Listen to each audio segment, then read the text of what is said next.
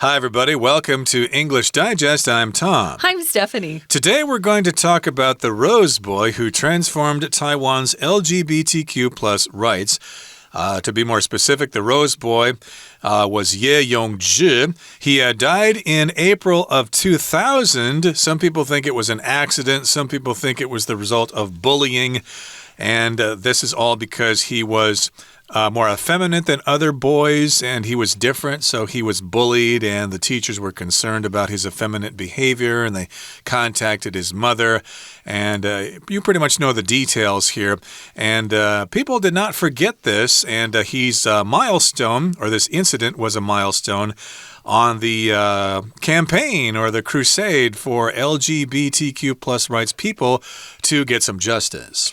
Right, his mom had a big part in this. After his death, she really kept the publicity up, and she fought hard to make sure her son got the justice she felt he deserved.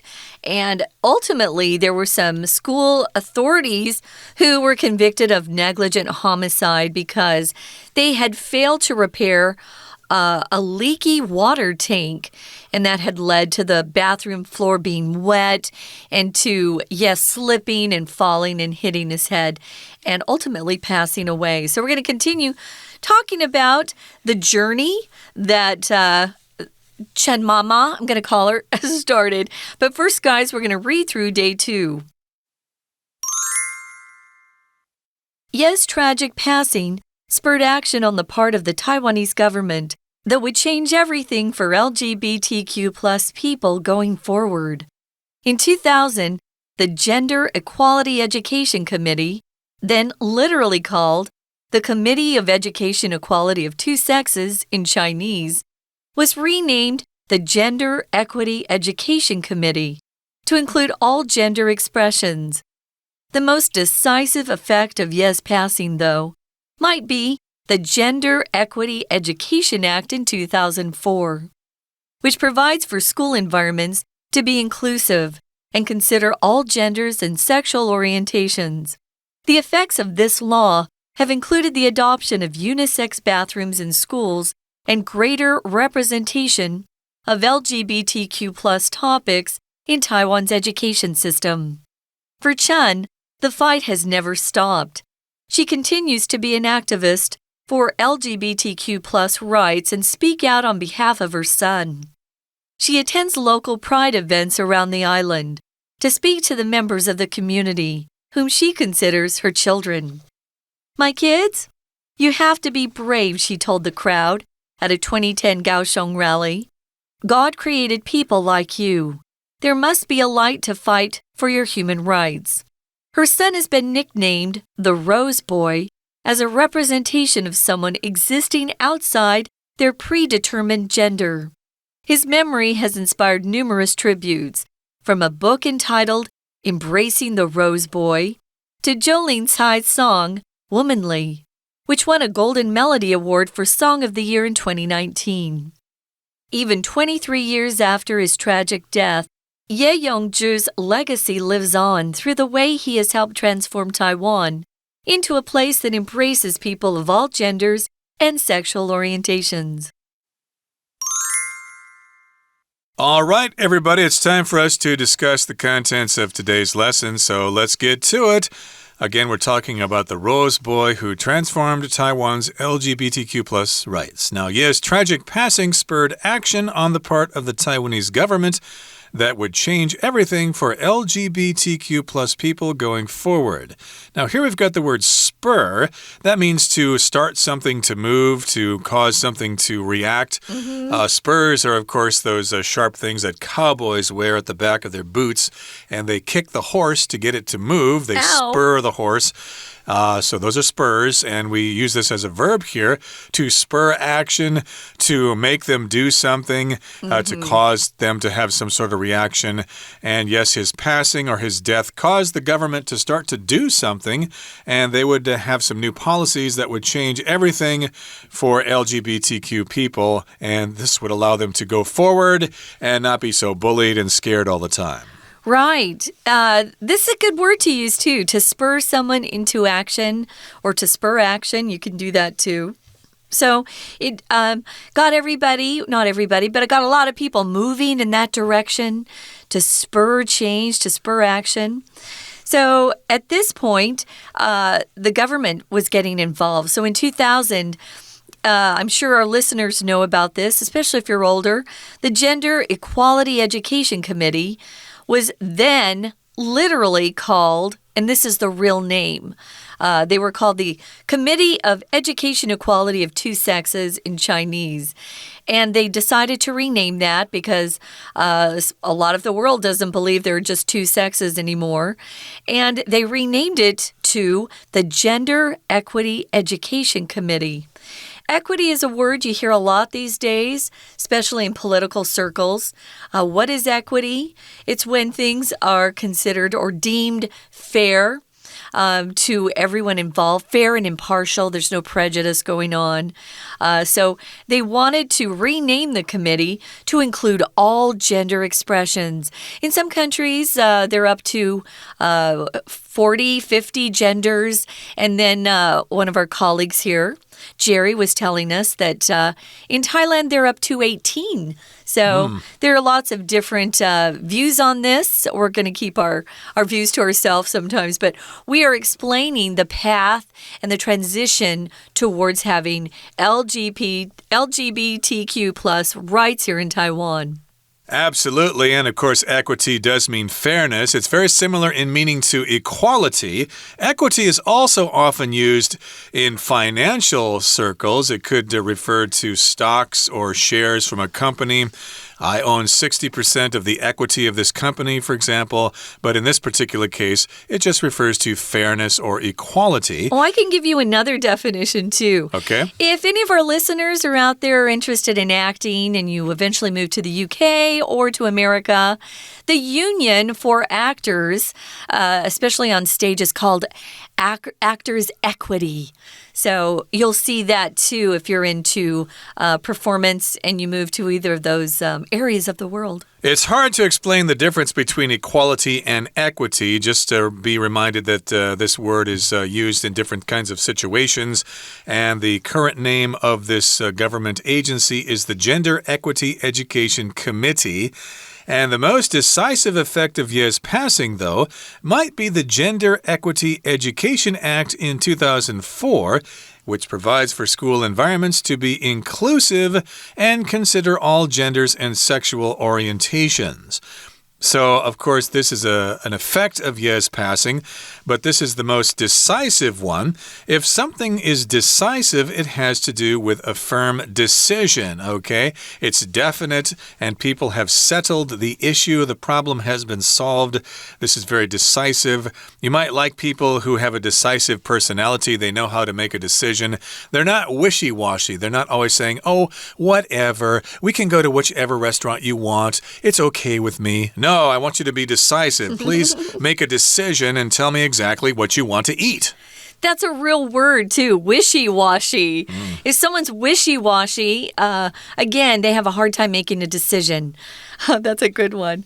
Anyway, yeah, you want to be more decisive, especially if you're at work. You don't want people saying that you're somebody who can't make a decision. That way, you'll never be promoted to management. So if you're interested in managing, you want to be decisive. So here the sentence says the most decisive effect of yes passing might be the Gender Equity Education Act, which was passed in 2004. What's in this act? It's a piece of legislation which politicians who are elected to office get together and write up. And if they all agree on it, they pass it and it's put into law. Here, it provides for school environments to be inclusive. If an environment is inclusive, it includes everybody. You don't feel like anyone's left out or being excluded. You want to be inclusive and make kids feel like when they go to school, that it's a safe, welcoming place to be. Right. Inclusive means everything is covered, everything is included. Like if you pay 10,000 NT dollars for a trip to Hong Kong as part of a tour group, well, is everything inclusive? Does it include the air ticket? Does it include the hotel, the food, etc.? Oh, yes, it's all inclusive. It's all included. You could also say that. So all genders and sexual orientations will be considered for education as a result of this act of legislation. Orientation usually refers to your direction. If you get to some new city, for example, and you don't quite know where you are, well, you are disoriented. You don't have a sense of directions. So if you look at a map, you're going to orient yourself. You're going to figure out where you are, and then you can find your destination. But sexual orientations just means the kind of identities that people have about their gender. And as we said before, there are numerous definitions of that. You can also use orientation to talk about your first day on the job or your first day at a new school. They'll often have orientation for all the newbies or the new people to sit down and be introduced to either that company they're working for or the school and tell them, where they can find different things and what they need to do to be successful there. That's orientation, getting you all straight and set away with what you need to do. So the effects of this law that was passed in 2004 have included the adoption of unisex bathrooms in schools. Unisex just means one sex. The female-male wouldn't be divided. It would just be one bathroom. I disagree with this because I think it ultimately is not safe for girls anymore. But that's another issue. As we change things, we have to fix things that breaks. So hopefully they'll make these bathrooms safe for girls again. Indeed, and also in the sentence we have the word representation. That just refers to when someone speaks on your behalf or they represent you and you have a voice. And so, of course, we've got greater representation of LGBTQ plus people, and everyone can be considered as part of this new law. It helps us make sure everyone is treated fairly and equally. You can also use representation to talk about someone who is representing you in terms of maybe a court case. Who's your legal representation? His legal representation is this law firm. We'll often use that in English. So, yeah, whoever is acting on your behalf or in your behalf, you can say either one. But here they're wanting greater representation of these topics in Taiwan's education system. Right now, we're going to take a quick break, listen to our Chinese teacher, and then we'll be back. Hello everyone, 我是派老师。今天讲解的课程是6月8号 Unit4 The Rose Boy Who Transformed Taiwan's LGBTQ+ Rights。前一天课程介绍玫瑰少年叶永鋕的故事。我们知道他在校园里因为性别气质和其他男孩子不一样而受到霸凌。在他不幸离世之后，他妈妈还有各界人士一起共同努力，在台湾才有了一些正向的转变。国家的立法机关通过性别平等教育法。好，我们现在一起来看看第二天课程的重点。请同学先看到第一段第一个句子，叶永鋕不幸逝世，促使了台湾政府采取行动这边，请同学特别把 spur 这个字呢画起来。当名词的时候其实是马丁，骑马的时候呢，那就像一些牛仔，他们的鞋子或靴子前面其实是会有马丁的。这个马丁呢会让马往前跑，它可以用来控制马的动向。那这个 spur 当作动词的时候呢，其实就是去刺激、促使。所以因为叶永鋕不幸过世了，所以后来台湾的政府呢也做了有一些作为，所以 spur action 就促成了后面的行为。再来呢，请同学看到在这个句子里面有一个关系代名词 that would change everything。请同学特别注意，这个 that 所代替的呢，其实就是台湾政府所采取的作为。好，再来请同学看到第三个句子。第三个句子，我们先看主词的部分。我们知道说叶永鋕不幸过世，其实后续有很多的影响，其中有一项影响最关键、最决定性是什么呢？就是 the most decisive effect。后面讲到，其实就是立法院通过了性别平等教育法。好，所以请同学特别注意 decisive 这个形容词，在这里呢，并不是形容一个人的个性果断，而是指这件事情呢，其实是非常关键性、决定性的。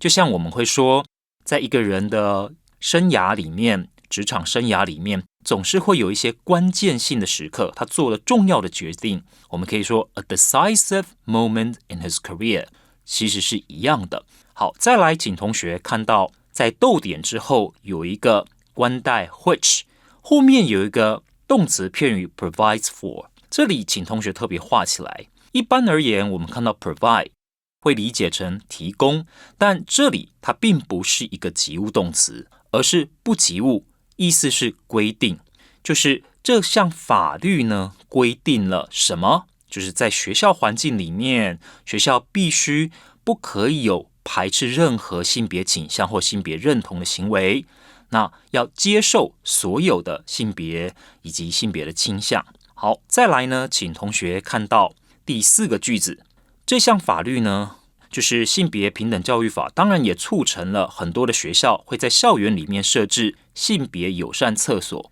英文怎么讲？ Unisex bathrooms. Unisex bathrooms. We're going to take a quick break. Stay tuned. We'll be right back.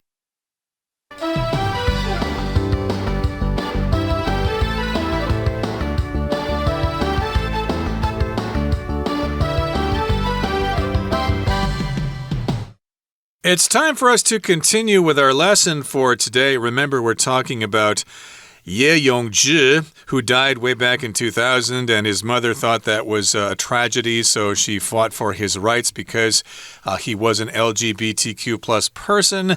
And she had some results here. She got this committee formed, and she also got this law passed, the Gender Equity Education Act, which was passed in 2004. And, of course, they're going to adopt unisex bathrooms in schools, and there will be greater representation of LGBTQ plus topics in Taiwan's education system. Hopefully, the bullying can end. And in the next paragraph here, it says, for Chen, his mother, Chen Juru, the fight has never stopped. She continues to be an activist for LGBTQ plus rights and speak out on behalf of her son.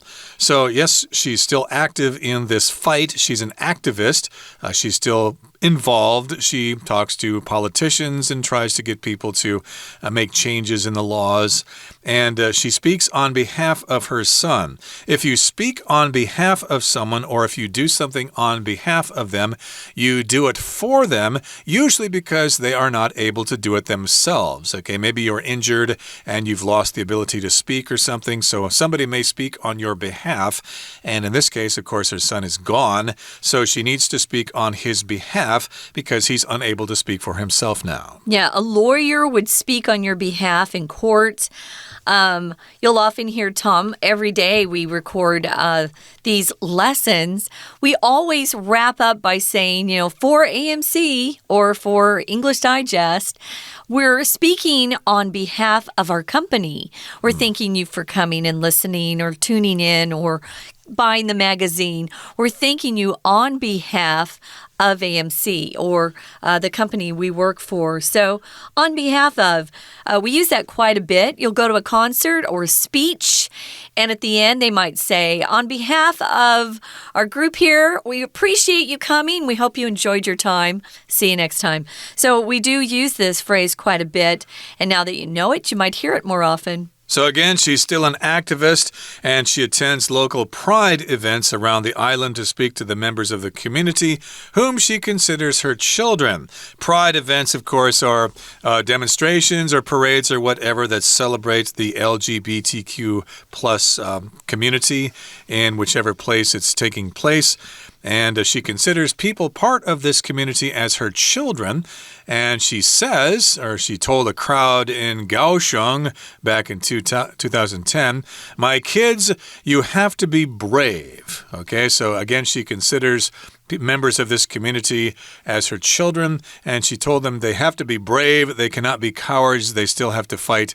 The fight is not over yet. She said, God created people like you. There must be a light to fight for your human rights. Ooh, they all rhyme. If you're going to come up with a slogan or you're kind of running a campaign like this, come up with something that's catchy. And this is quite catchy. There must be a light to fight for your human rights. A light. A light is sort of a way forward. Someone showing you the way.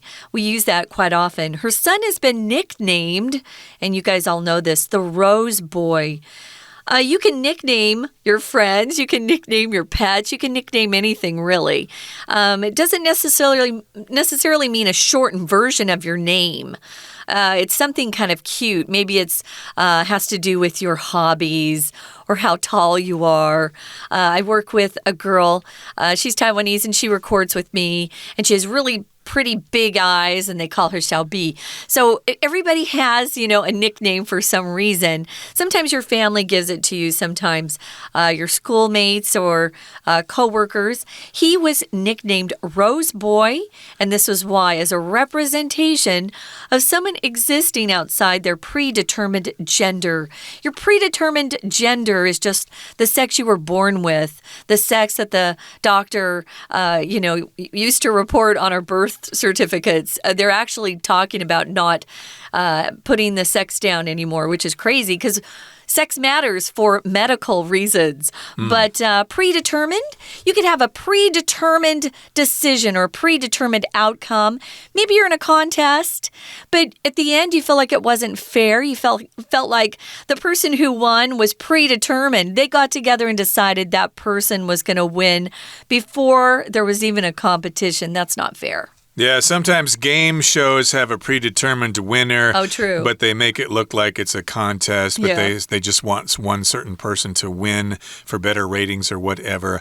And his memory has inspired numerous tributes, from a book entitled Embracing the Rose Boy to Jolene Tsai's song Womanly, which won a Golden Melody Award for Song of the Year in 2019. So yes, indeed, his story has inspired lots of tributes, including a book and a song, and maybe some other things as well. A tribute is just some kind of statement or some kind of recognition that you give to somebody to celebrate them. So there are various tributes.